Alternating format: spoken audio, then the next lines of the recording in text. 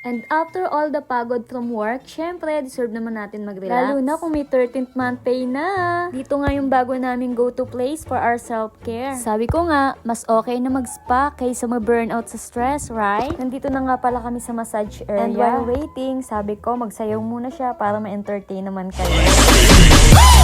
Paging Dr. Beat, emergency, emergency. Paging Dr. Beat, emergency.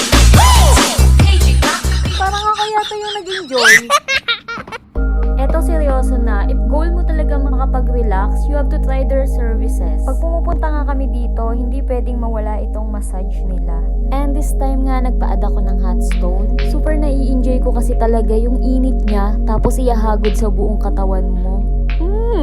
Ewan, basta nai-enjoy ko siya.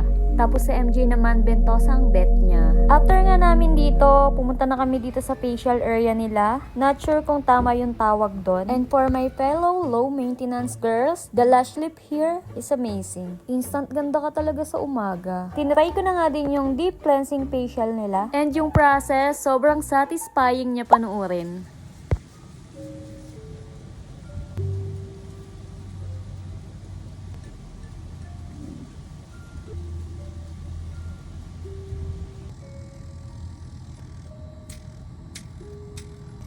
Ito nga yung isang treatment na nakakatulong upang bawasan yung mga blackheads and whiteheads natin sa muka. Pwede din to sa mga dehydrated yung skin at may mga breakouts. At ganito nga yung ganap namin nung araw na yan. Sabay-sabay talaga siyang ginagawa para hindi sayang sa oras. At kung iisipin mo na medyo matagal pa yung Pasko para magpaganda, ako kasi yung tipo na hindi sumasabay sa dagsa ng tao. And for my self-care goals for 2026, I'm committed to being smooth and hair-free. They have a great promo nga for diode. And guys, super effective nito. Actually, pang 6 session ko na nga today.